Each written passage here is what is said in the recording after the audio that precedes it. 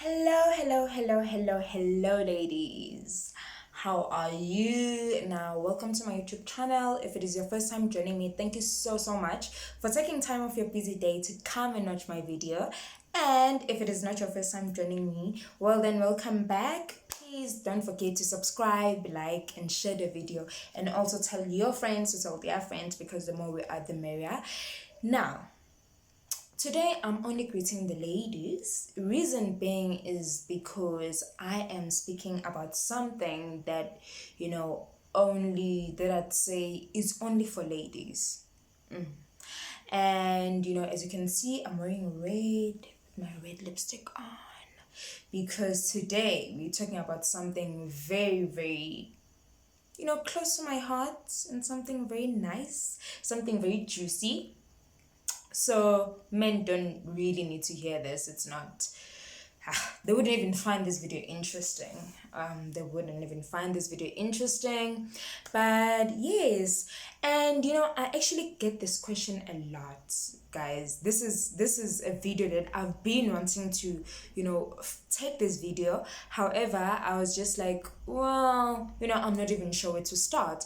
But now with the whole thing of Meghan Markle and Prince Harry of the Prince of London, the Duchess and Sixes of Cambridge, with them making their big announcement that they made about exiting and stepping down as senior members of the royal family. Then I thought, well, this is definitely the appropriate time for me to take this video, and I'm actually glad that I waited. I waited for the right time to take such a video, because now that this scandal, or this is just blowing, it's like all over. Now this video will actually make better sense to all the ladies that have been wondering what I mean when I talk about being a feminine woman, and what I mean when I talk about the power of feminine energy. A lot of women have been asking me, but you seem so loud, you seem so carefree, how come you're a feminine woman? And what most people don't understand is that being a feminine woman doesn't mean that, oh, now I'm gonna be boring, or oh, now I'm gonna be like I'm the queen of London. Now I can't be playful, I can't joke, I can't shout if I need to shout, I can't be excited. I just have to sit there with my legs crossed and like a queen, and just sit like that. That's what people think, or that's what the majority of society think when they think of a feminine woman. What they don't understand, and ladies, trust me, it took me a very long time also to be feminine, and be proud to say, what, I take pride in being a feminine woman. And it took me a really long time to actually learn and understand the power of femininity, because at this day and age, it's something that we're not taught. Like when we're growing up, all we taught is is how to be these strong independent women and things like that. And I mean, that's fine. Being feminine doesn't mean that I'm not independent. Being feminine doesn't mean that I need a man in my life all the time, and I'm so dependent on a man, and I can't stand up for myself. I'm just this damsel in distress that just needs everybody to save her. That is not what femininity is about. And these things were not taught. And I think by the time I was 20, then I started really like reading up on it and watching videos on it, and actually understanding what being a feminine woman is. Now, what being a feminine woman is, it's you as a woman embracing and accepting that I am a woman, and telling yourself that I'm a delicate flower that needs to be well taken care of. I'm a delicate flower that is the prize. I'm a delicate flower that smells nice and attracts nice things, and I should treat myself as such. That is what being a feminine woman is. It's about you. It's more even about self-worth. It's about you telling yourself that you are this delicate You're this delicate, fragile flower or diamond that needs to be caressed and taken care of. And you can take care of yourself, but if someone offers to take care of you, or if someone offers to make you happy, or if someone offers little things like opening the doors for you, or if someone offers little things like buying lunch for you, or just little things, it doesn't have to be big things, don't get me wrong, just little things, you are okay with being a receiver, you're okay with receiving assistance. Doesn't mean that you can't do it for yourself, and it doesn't mean that now, oh my god, because now I'm okay with receiving all these things that I'm receiving, now that means I can't do it for myself, or I'm losing myself, or I'm losing my self-worth. No, it's knowing that I can do it for myself, but also I'm okay with someone doing it for me. Someone doing it for me doesn't mean that, now I'm incapable of doing it myself, and doesn't mean that now it's gonna take something away from my self-worth and my self-value. So being a feminine woman, that is what being a feminine woman is about. And when we grow up, we are taught so much on how to be independent, and so many women, without even realizing it, what they're doing is that they are very masculine, because obviously the opposites. Okay, ladies, before I go too far, this video might be long, so I don't want it to be long, so I won't really go into much details. But if you want more videos like this, or if you want a part 2 of this video where I'm going to be going into details, please let me know in the comment section below.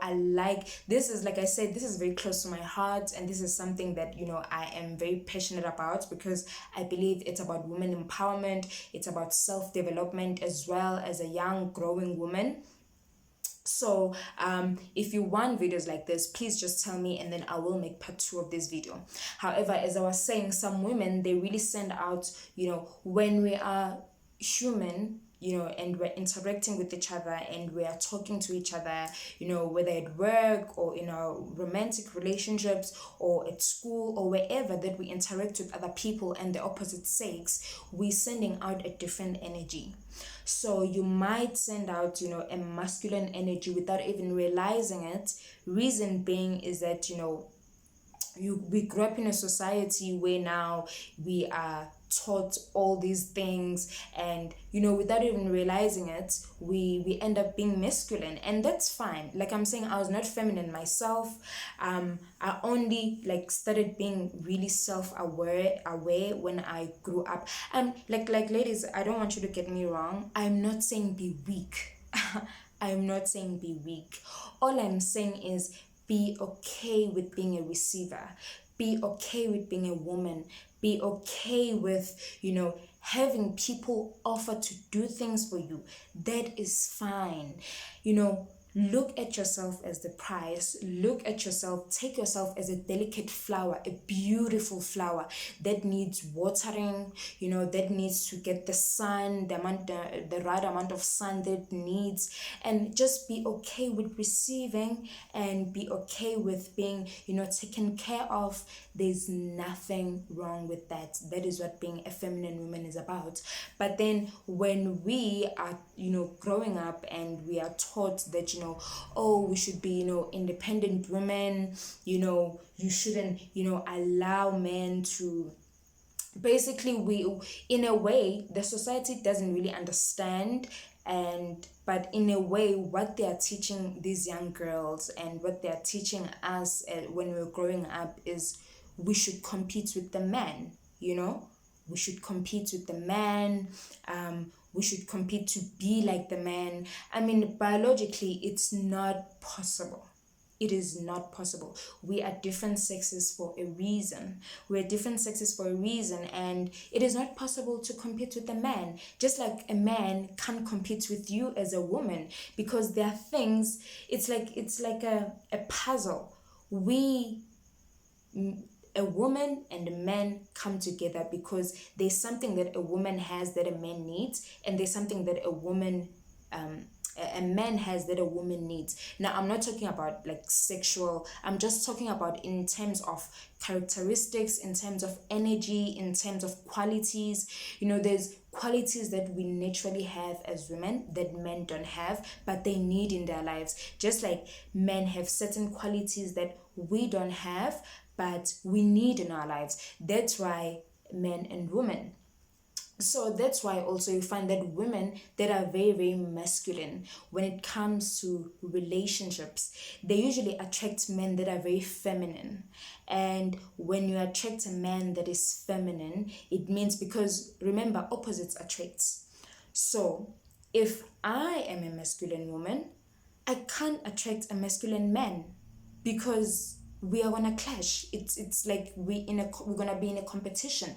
It would never work. But if I'm a feminine woman, like I am, I'm going to be attracting, a masculine man, because opposite attract. So we are attracted to each other. And, I'm okay with being feminine. I'm okay with being a delicate flower. And he's okay with being, someone that is there to water the flower. He's okay with being someone that is there to take care of the delicate flower.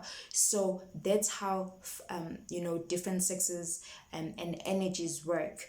So now, I'm sorry that I've gone into like length about this, but then I am actually not surprised, with regards to, I know that I don't usually do international stuff. I don't usually do things that are not South African. However, this is buzzing and it's going around everywhere, and I'm just using this because it will emphasize my point on being a feminine woman and the power of femininity. That's why I'm going to be using this. So I am not shocked. I'm not shocked that, Prince Harry did what he did. Prince Harry decided to, leave his duties as as a prince, and he decided to, step out of the royal family, and he was risking, or he's risking losing everything that is due to him as a prince, all because of what? All because of Meghan, his woman. Now I know some people are saying, oh no, it's not Meghan's fault. I'm not saying it in a bad way, right? I'm not saying it in a bad way. She didn't steal him, she didn't force him, but she made him feel like a man. Because, as I don't know, my mom really, really loved Princess Diana. So from a very young age, I've always just been aware of that family. Like, we have like books that are this thick back home with like regards to the royal family and the monarchy. So I've grown up to know them. So what Meghan did, because as we all know, Prince William, the older brother of Prince Harry, has always been, the older one, the closer to the throne. He's just always been the outspoken one. And then there is Harry. Harry has always been more of a, the like I feel like he always felt like he's under the shadow of William. No matter what he did, whatever William did, Harry did, but he never got acknowledgement for it. He never got credit for anything that he did. That's why when he grew up, he actually started being very rebellious. He started being someone that is very, he would, do break the royal family rules, because he was craving attention. He was craving that thing of, saying, I am not my brother's brother. I am Harry. I am, a person. I have likes, I have dislikes. There's things that I like. It's not all about William. So he tried everything to get attention from the royal family, but it never worked until he met Meghan. Now, what Meghan did is she worked him from day one. She worked him, but I'm not saying it in a bad way, but she worked him with feminine energy. She worked him with feminine energy in a way that she saw him. She saw that, okay, this man, what he needs is, he needs to be told and he needs to be made, to feel that he's important. he needs to feel important, sorry. He needs to feel he is needed. He needs to feel like he matters, because I feel like in the royal family, he never felt that. He never felt like he mattered. He always felt like it's always William then him.